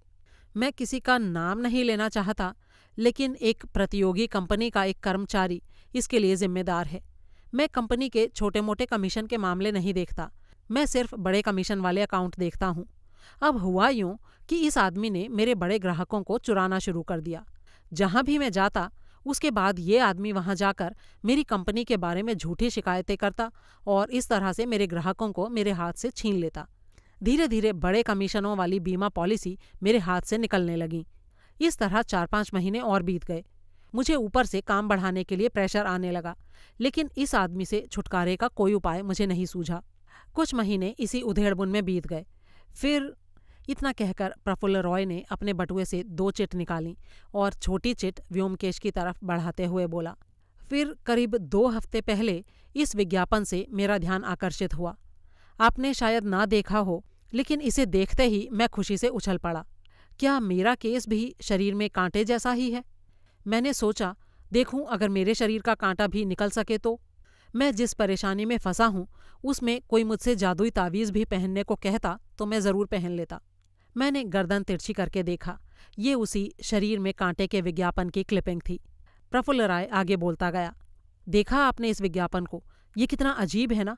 खैर, जो भी हो, निर्धारित दिन यानी पिछले हफ्ते शनिवार को मैं गया और क्रिसमस ट्री की तरह उस लैंप पोस्ट से टिक कर खड़ा रहा। खड़े रहने में कैसी दुर्गति हुई मेरी। मेरे पैर भी सो गए, लेकिन सब बेकार गया। कोई आया ही नहीं। आखिर में निराश होकर जब मैं चलने लगा तो मुझे पता चला कि मेरी जेब में एक चिट्ठी रखी हुई थी। आप भी पढ़कर देखिए, ये है वो चिट्ठी। उसने दूसरी चिट भी व्योमकेश की तरफ बढ़ा दी। ये पत्र हूबहू वैसा ही पत्र था जो मुझे मिला था। अपवाद सिर्फ एक ही था। इसमें मिलने की तिथि रविवार के स्थान पर सोमवार 11 मार्च की थी। प्रफुल्ल रॉय ने आगे कहा, पहले तो मुझे ये ही पता नहीं कि ये चिट्ठी मेरे पॉकेट में पहुंची कैसे। फिर इसको पढ़ने के बाद मुझे एक अनजाना सा डर सता रहा है। मुझे रहस्यों में कोई दिलचस्पी नहीं है सर, और ये पत्र तो शुरू से आखिर तक सिर्फ रहस्य ही है। ऐसा लगता है जैसे इसमें कोई बड़ा ही बुरा उद्देश्य छुपा हुआ है। मैं नहीं जानता कि ये आदमी कौन है, क्या है। मैंने उसे कभी ढूंढने की कोशिश भी नहीं की। और ये मुझसे चाहता है कि मैं आधी रात को एक सुनसान सड़क पर चलूं। मुझे तो ये सब कुछ बहुत डरावना लग रहा है। आप ही बताइए, अब मैं क्या करूं? क्या मेरे लिए वहां जाना उचित होगा? यही पूछने और सहायता लेने के लिए मैं आपके पास आया हूं। व्योमकेश एक पल सोचता रहा, फिर बोला, आज तो मैं आपकी सहायता नहीं कर पाऊंगा। क्यों ना आप एक काम करें, आप इन दोनों चिटों को यहाँ छोड़ जाएं। मैं पहली फुर्सत में ही आपको इसका हल बता दूंगा। प्रफुल्ल रॉय ने कहा, लेकिन कल तो मैं समय नहीं निकाल पाऊंगा। मुझे ऑफिस के कई काम करने हैं। क्या आज रात तक नहीं हो सकता? अगर मैं 8-9 बजे रात तक आऊं तो तब क्या ये संभव हो पाएगा? जी नहीं, आज तो मैं बहुत बिजी हूँ। मुझे कुछ ज़रूरी काम करने हैं। लेकिन आप चिंता मत कीजिए, अगर आप कल दोपहर 4 बजे के करीब भी आ सकते हैं तो काम हो जाएगा। ठीक है, तो ये तय रहा, मैं कल आता हूँ। फिर उसने पान की डिबिया निकालकर 2 पान मुंह में दबा लिए और बोला, आप भी लीजिए। कुछ आदतें ऐसी होती हैं जो आदमी छोड़ ही नहीं पाता। मैं तो खाना तक छोड़ सकता हूँ लेकिन पान नहीं छोड़ सकता। अच्छा ठीक है, कल मिलता हूँ, नमस्कार। फिर वो उठकर दरवाजे तक गया और मुड़कर फिर से बोला, आपको क्या लगता है, पुलिस को इसकी खबर करना ठीक रहेगा? मुझे लगता है पुलिस छानबीन करके उस आदमी के बारे में जरूर पता कर सकेगी। व्योमकेश अचानक गुस्से में आ गया। अगर आप पुलिस के पास जाना चाहते हैं तो मुझसे किसी भी मदद की उम्मीद ना रखें। मैं पुलिस के साथ काम नहीं करता और ना ही करना चाहता हूँ। लीजिए, अपने पैसे वापस लीजिए और चले जाइए यहाँ से। अरे नहीं नहीं सर, मैं तो बस आपकी राय जानना चाहता था। ठीक है, मैं चलता हूँ। और फिर प्रफुल्ल रॉय तेजी से बाहर निकल गया। उसके जाने के बाद व्योम ने उस नोट को उठाया और अपने कमरे में जाकर अंदर से दरवाज़ा बंद कर लिया। कुछ देर बाद मैंने सुना कि वो अपने कमरे में किसी से बात कर रहा था, शायद टेलीफोन पर। मुझे कुछ अंग्रेजी वाक्य भी सुनाई दिए। टेलीफोन का ये वार्तालाप करीब 1 घंटे तक चला।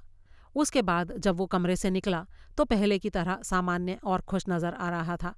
किससे बात कर रहे थे व्योम? मैंने पूछा। मेरे प्रश्न का उत्तर दिए बिना वो बोला, तुम्हें पता है अजीत, कल जब तुम वापस लौट रहे थे तो तुम्हारा पीछा किया जा रहा था। क्या? सच में? जी हाँ, सच में। इसमें कोई शक की बात नहीं है। लेकिन मुझे तो उस आदमी की हिम्मत पर हैरानी होती है। मुझे इस बात का कोई अंदाजा नहीं था कि मेरा पीछा करने में आखिर इतनी हिम्मत की क्या बात हो सकती थी। लेकिन कभी कभी व्योमकेश की बातें इतनी चकराने वाली होती हैं कि उनका अर्थ ढूंढने की सारी कोशिशों के बाद भी मैं कुछ समझ नहीं पाता हूँ। और व्योमकेश से तो कुछ पूछने का सवाल ही नहीं था, क्योंकि जब तक उसकी मर्जी नहीं हो वो किसी भी सवाल का उत्तर देता ही नहीं था। रात को खाने के बाद हम लोग बैठे सिगरेट पी रहे थे। जैसे ही 10:30 बजे व्योमकेश खड़ा होकर बोला, जागो, उठो सोने वालों, तैयार होने का समय आ गया है, वरना मिलन की घड़ी बीत जाएगी। अब ये क्या है व्योम? मैंने पूछा। अरे तुम भूल गए अजीत, हम लोगों को शरीर में कांटे की जगह पर मिलन का सम्मान करना है, याद है ना? लेकिन इतनी रात गए मैं वहां अकेले नहीं जाना चाहता हूँ।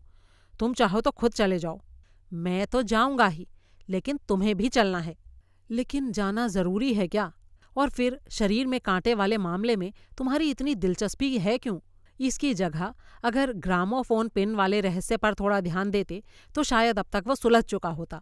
हाँ हाँ, वो तो ठीक है अजीत, लेकिन एक छोटी सी उत्सुकता को दूर करने में हर्ज ही क्या है? ग्रामोफोन पिन कहीं भागा थोड़ी जा रहा है। और फिर प्रफुल्ल रॉय कल आएगा, हमें उसके लिए कुछ तो जानकारी चाहिए ना। लेकिन व्योम, पत्र में जोर देकर यह भी तो कहा गया है कि सिर्फ एक ही व्यक्ति को आना है। उसका इंतजाम मैंने कर लिया है।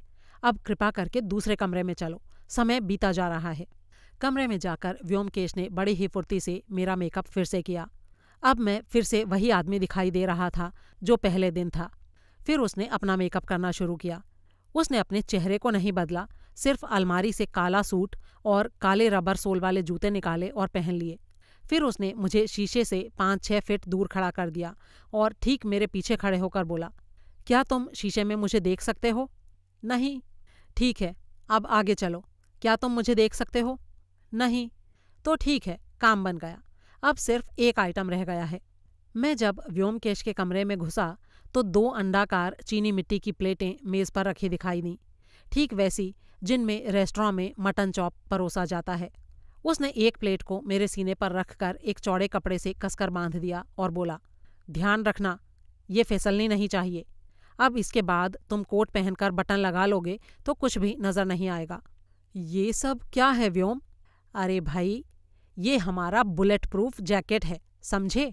मैं भी लगा रहा हूँ, चलो। और इस प्रकार भेस बदलकर हम लोग 11 बजे घर से निकल गए। व्योमकेश चलने से पहले फुर्ती से अलमारी से कुछ चीज़ें निकालकर अपनी पॉकेट में रखता जा रहा था। उसने मुझसे पूछा, क्या तुमने वो चिट्ठी रख ली? अच्छा खैर छोड़ो, एक सादा कागज़ मोड़कर लिफाफे में रख लो। सियालदह क्रॉसिंग पर हमें टैक्सी मिल गई। सड़कें खाली हो चुकी थीं और ज़्यादातर दुकानें भी बंद हो चुकी थीं। हम लोग उस जगह पर उतरे जहां कालीघाट और खिदरपुर जाने वाली ट्राम लाइनें अलग होती हैं। टैक्सी ड्राइवर अपना भाड़ा लेकर चला गया। अब सड़क पर कोई भी आदमी नहीं था। आधी रात होने में बस 10 मिनट बाकी थे। हम लोगों ने अपने रोल को टैक्सी में ही समझ लिया था, इसलिए अब और बात करने की ज़रूरत नहीं थी। मैंने सड़क पर चलना शुरू कर दिया। व्योमकेश एक शांत छाया के रूप में कुछ दूरी पर मेरे पीछे चल रहा था। उसके काले कपड़े और बेआवाज़ रबर के जूतों ने उसकी मौजूदगी को रात के अंधेरे में बिल्कुल छुपा दिया था। स्ट्रीट लाइटें दूर दूर लगी होने के कारण रोशनी काफ़ी हल्की थी। ऐसी स्थिति में सामने से कोई व्यक्ति अगर आता तो वो यही समझता कि मैं बिल्कुल अकेला हूँ। व्योमकेश के निर्देश के अनुसार मैंने वो चिट्ठी वाला लिफाफा निकालकर अपने हाथ में पकड़ लिया था और सड़क पर चलते हुए मुझे अब तक 7 मिनट हो गए थे। खिदरपुर पुल की आधी दूरी पार हो चुकी थी। तभी मुझे दूर रोशनी की एक हल्की झलक दिखाई दी। धीरे धीरे वो चमक तेज होती गई। कुछ ही पलों में ये स्पष्ट हो गया कि कोई चीज़ तेज रफ्तार से हमारी तरफ बढ़ी आ रही थी। कुछ पल और बीतने पर यह नज़र आया कि वो एक साइकिल थी और उसके ऊपर एक आदमी सवार था। मैंने चुपचाप लिफाफे वाले हाथ को उसे देने की मुद्रा में फैला दिया। सामने आती साइकिल की रफ्तार थोड़ी धीमी पड़ गई। मैं सांस रोके खड़ा था। अब वो सिर्फ 25 फुट की दूरी पर था। अब मैंने स्पष्ट देखा, उसने काला सूट पहने था और काला चश्मा पहने वो मुझ पर ही नज़रें जमाए हुए था। साइकिल की रफ्तार थोड़ी और कम हुई। जब ये दूरी करीब 10 फुट रह गई तो एकाएक ज़ोर से साइकिल की घंटी बज उठी और उसी समय मेरे सीने में एक ज़ोर का झटका लगा और मैं लड़खड़ाकर गिर गया। मुझे लगा कि मेरे सीने पर लगी प्लेट टूटकर कई टुकड़ों में बंट गई है।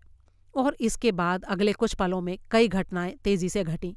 जैसे ही मैं लड़खड़ाकर ज़मीन पर गिरा, वैसे ही व्योमकेश उछलकर सामने आ गया। साइकिल सवार इस बात के लिए कतई तैयार नहीं था कि मेरे पीछे भी कोई हो सकता था। फिर भी उसने व्योम को चकमा देने की कोशिश की, लेकिन बच नहीं पाया। व्योम ने उसे झपटकर साइकिल से खींचा और एक खूंखार शेर की तरह उस पर टूट पड़ा। जब मैं उठकर मदद के लिए आया तो देखा व्योमकेश उसके हाथों को पकड़े उससे जूझ रहा था। मुझे देखकर उसने कहा, अजीत, मेरी पॉकेट से रेशम की रस्सी निकालकर इसके दोनों हाथों को बांधो, कसकर। मैंने उस आदमी के हाथों को कसकर बांध दिया। अब ठीक है, व्योम ने कहा।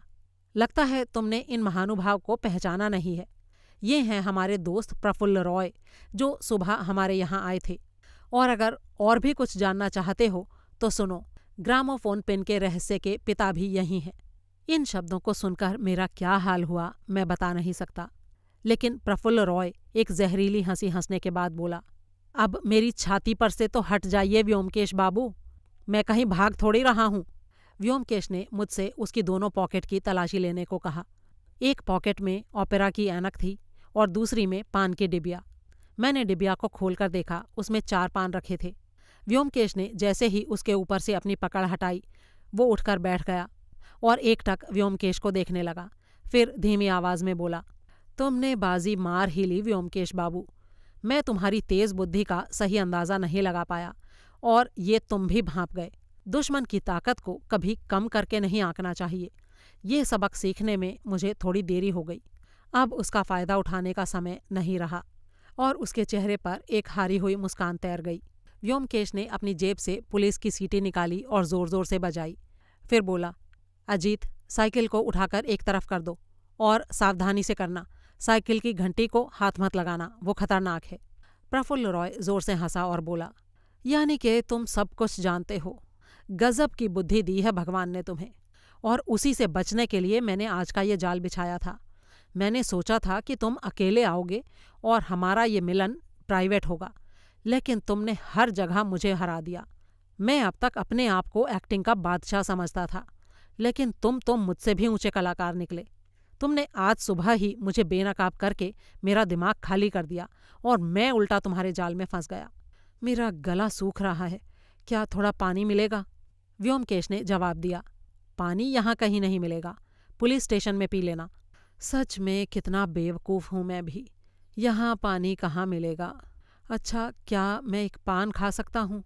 मैं जानता हूँ कि पकड़े गए अपराधी को भला कौन पान खिलाएगा, लेकिन इससे कम से कम मेरी प्यास बुझ जाएगी। तुम्हारी डिबिया मेरे पास है, अगर कृपा करके मुझे एक पान खिला दो तो।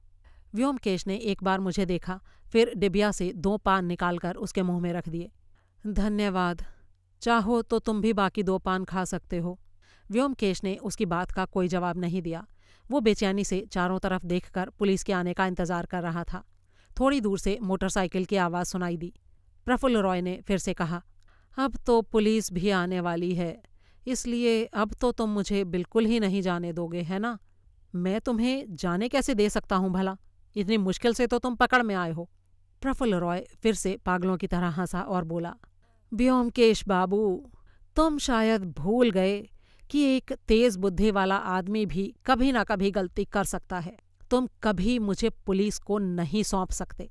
और फिर वो लड़खड़ाकर जमीन पर गिर पड़ा। तभी पुलिस की मोटरसाइकिल वहां पहुंच गई और एक ऑफिसर कूदकर नीचे उतरा। क्या हुआ, क्या ये मर गया? उसने पूछा। प्रफुल्ल रॉय ने बड़ी मुश्किल से आंखें खोलते हुए कहा, वाह क्या बात है, आप शायद पुलिस चीफ हैं, लेकिन आपने आने में देर कर दी। मुझे पकड़ नहीं पाएंगे आप। व्योमकेश बाबू, अच्छा होता अगर आप भी पान खा लेते, हमारी आखिरी यात्रा साथ साथ ही होती। आपके जैसे बुद्धिमान आदमी को अपने पीछे छोड़ जाऊं, ये मेरे बर्दाश्त के बाहर है। और फिर प्रफुल्ल रॉय का चेहरा निष्प्राण हो गया। दूसरे दिन व्योमकेश और मैं अपने ड्राइंग रूम में बैठे थे। उसके हाथ में साइकिल की घंटी थी, जिसे वो बड़े ही ध्यान से देख रहा था।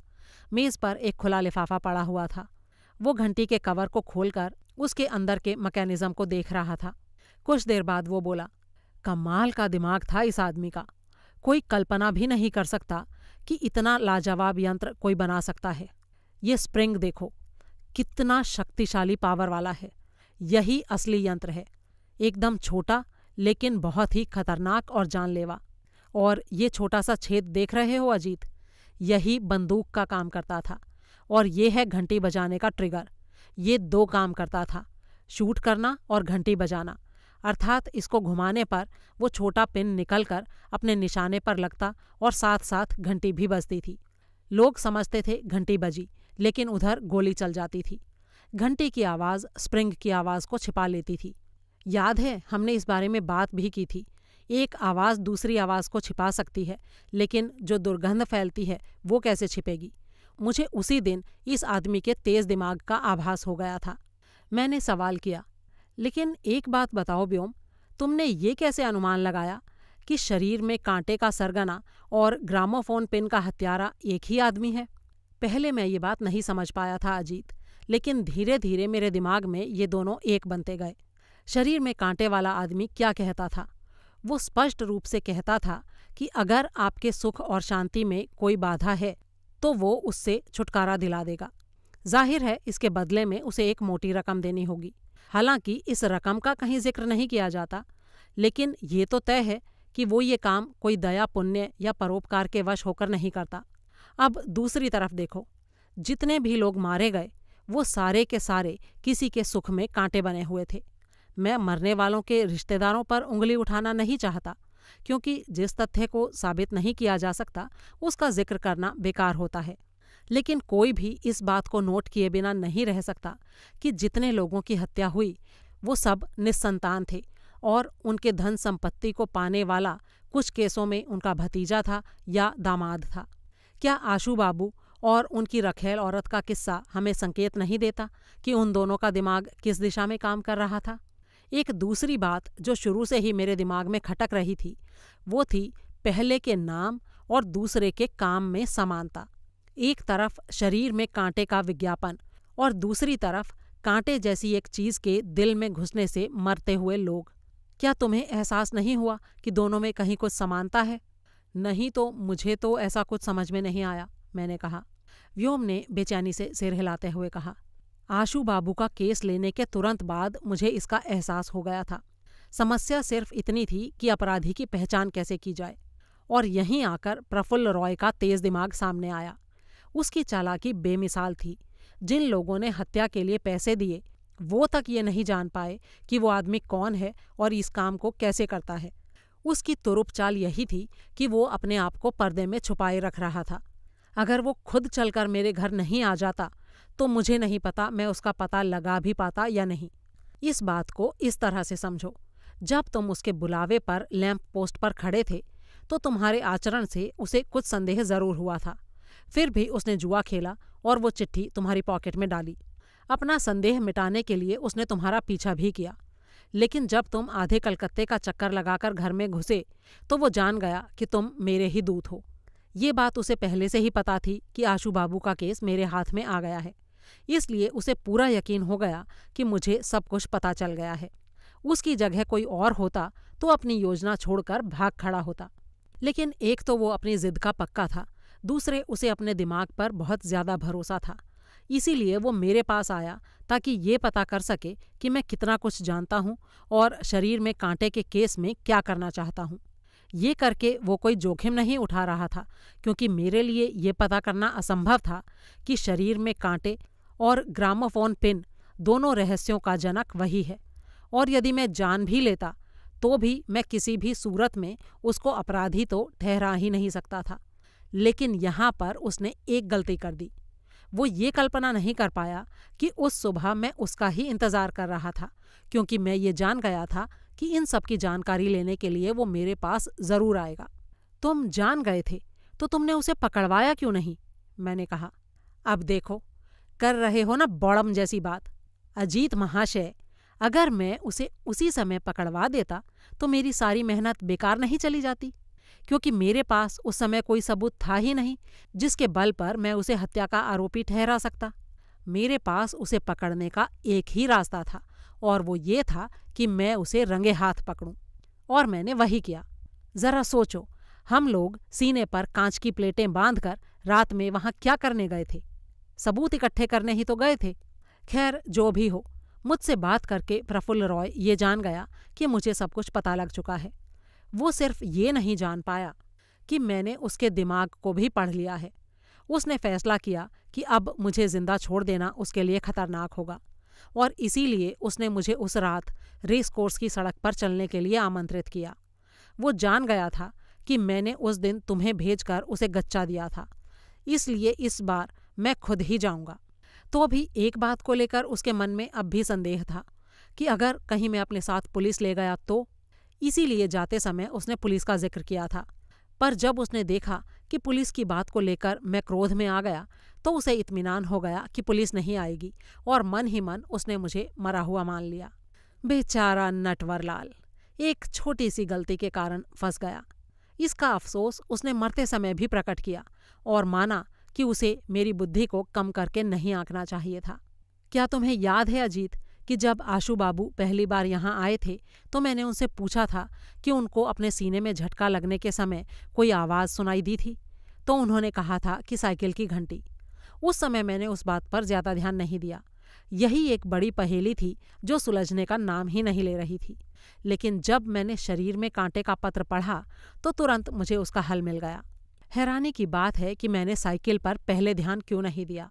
दरअसल आज जब मैं सोचता हूँ तो मुझे साइकिल के अलावा कुछ दिखाई ही नहीं देता।